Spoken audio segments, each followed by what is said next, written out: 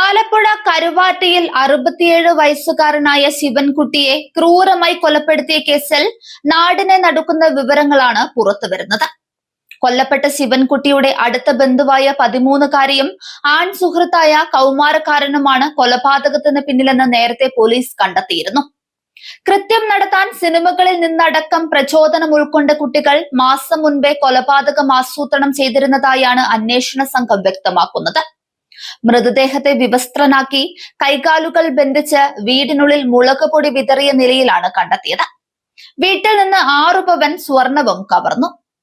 മുൻകാല ക്രിമിനൽ പശ്ചാത്തലമില്ലാത്ത, സാമ്പത്തികമായി പിന്നോക്കം നിൽക്കുന്ന പരവൂർ സ്വദേശികളായ കുട്ടികളാണ് കേസിലെ പ്രധാന പ്രതികൾ.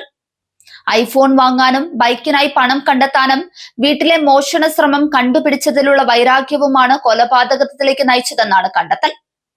ശിവൻകുട്ടിയെ കൊലപ്പെടുത്തിയ കേസിൽ കൗമാരക്കാരായ ആൺകുട്ടികളെ കസ്റ്റഡിയിൽ വാങ്ങി ചോദ്യം ചെയ്യുന്നതിനായി പോലീസ് ശനിയാഴ്ച ജുവനൈൽ ജസ്റ്റിസ് ബോർഡിന് അപേക്ഷ നൽകും.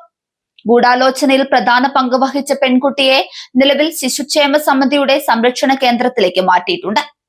വീടിന്റെ ഓട് പൊളിച്ച് കല്ലിട്ട് കൊല്ലുക, വിഷം നൽകുക, വാഹനാപകടം ഉണ്ടാക്കുക തുടങ്ങിയ പദ്ധതികൾ ആസൂത്രണം ചെയ്തെങ്കിലും ഒടുവിൽ വീടിന്റെ ശുചിമുറിയോട് ചേർന്ന ഭാഗത്തു നിന്നും അകത്തു കടന്നാണ് കൊലപാതകം നടത്തിയത്. 13-കാരി ആൺ സുഹൃത്തും തമ്മിൽ നടത്തിയ വാട്സ്ആപ്പ് ചാറ്റുകളും പെൺകുട്ടി അയച്ചു നൽകിയ ലൊക്കേഷൻ വിവരങ്ങളും കേസിൽ നിർണായക തെളിവുകളായി മാറിയെന്നും അന്വേഷണ സംഘം വ്യക്തമാക്കുന്നുണ്ട്.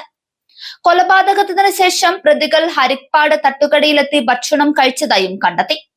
കൊല്ലത്ത് നിന്ന് ട്രെയിനിലാണ് പ്രതികൾ എത്തിയതെന്നും മടങ്ങിപ്പോയത് KSRTC ബസ്സിലാണെന്നും പോലീസ് അറിയിച്ചു. കൊല്ലപ്പെട്ട ശിവൻകുട്ടിയിൽ നിന്ന് തനിക്ക് മോശം അനുഭവം ഉണ്ടായെന്ന് പെൺകുട്ടി മൊഴി നൽകിയിട്ടുള്ളതായി വ്യക്തമാക്കിയ പോലീസ് ഇക്കാര്യം പരിശോധിച്ച് വരികയാണെന്നും അറിയിച്ചു. സംശയത്തെ തുടർന്ന് പോലീസ് പെൺകുട്ടിയുടെ ഫോൺ കസ്റ്റഡിയിലെടുത്തതും അതിലേക്ക് മറ്റ് പ്രതികളുടെ ഫോൺ കോളുകൾ വന്നതുമാണ് കേസിൽ പെട്ടെന്ന് വഴികാട്ടിയായത്. കേസിൽ മികച്ച അന്വേഷണം നടത്തിയ പോലീസ് സംഘത്തെ ആഭ്യന്തരമന്ത്രി രമേശ് ചെന്നിത്തല അഭിനന്ദിച്ചു. പെൺകുട്ടിക്ക് കൂടുതൽ ആൺ സുഹൃത്തുക്കൾ ഉണ്ടായിരുന്നതും വീട്ടിൽ രാത്രി വൈകി എത്തുന്നതും അമിത ഫോൺ ഉപയോഗവും എതിർത്തതാണ് കടുത്ത പകയുണ്ടാവാൻ കാരണം. ഈ പക തീർക്കാൻ സുഹൃത്തുക്കളുടെ സഹായം തേടുകയായിരുന്നു. ഒരിക്കലും പിടിക്കപ്പെടില്ലെന്നായിരുന്നു 13 വയസ്സുകാരിയുടെ ആത്മവിശ്വാസം. അതിനാൽ കേസിൽ നിർണായകമായ മൊബൈൽ ഫോൺ രേഖകൾ മായ്ക്കാനും കൂട്ടാക്കിയില്ല. പിടിയിലായവരുമായുള്ള ഫോൺ വിളികളും ചാറ്റുകളും അതുപോലെ ഫോണിൽ ഉണ്ടായിരുന്നു. അങ്ങനെയാണ് പെൺകുട്ടി കൊലപാതകം തത്സമയം കണ്ടുവെന്ന് പോലീസ് സ്ഥിരീകരിച്ചത്. കൊലപാതക ശേഷം മറ്റു കാര്യങ്ങളെല്ലാം പെൺകുട്ടി അപ്പോൾ തന്നെ അറിയിക്കുന്നുണ്ടായിരുന്നു. പോലീസ് ഉദ്യോഗസ്ഥർ സ്ഥലത്തെത്തിയതും പെൺകുട്ടിയോട് കാര്യങ്ങൾ ചോദിച്ചതും പിടിയിലായവർ അറിഞ്ഞതാണ്. ഇതിനുശേഷമാണ് അന്വേഷണ ഉദ്യോഗസ്ഥർ പെൺകുട്ടിയിൽ നിന്ന് ഫോൺ വാങ്ങിയത്. അതേസമയം കൊലപാതകം പെൺകുട്ടിയുടെ അച്ഛന്റെ പേരിലേക്ക് മാറ്റാനും പ്രതികൾ ശ്രമിച്ചു. അച്ഛനും ശിവൻകുട്ടിയുമായി ശത്രുതയുണ്ടെന്ന് പെൺകുട്ടി മൊഴി നൽകിയിരുന്നു.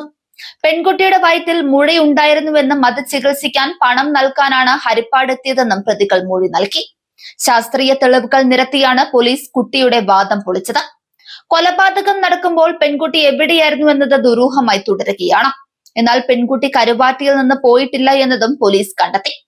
പെൺകുട്ടി കൊല്ലത്ത് താമസിച്ചിരുന്ന സമയത്തും അയൽവാസികളുമായി അധികം ബന്ധം പുലർത്തിയില്ലെന്നാണ് പുറത്തുവരുന്ന വിവരങ്ങൾ. കരുവാറ്റയിലെ കൊലപാതകം ചെയ്തത് കുട്ടികളാണെന്ന് വീട്ടുകാർ അറിയുന്നത് പോലീസ് എത്തിയപ്പോഴാണ്. ആദ്യം വീട്ടുകാർ വിശ്വസിച്ചില്ലെങ്കിലും പിന്നീട് പോലീസ് വീട്ടുകാർക്ക് മുൻപിൽ തെളിവുകൾ നിരത്തുകയായിരുന്നു.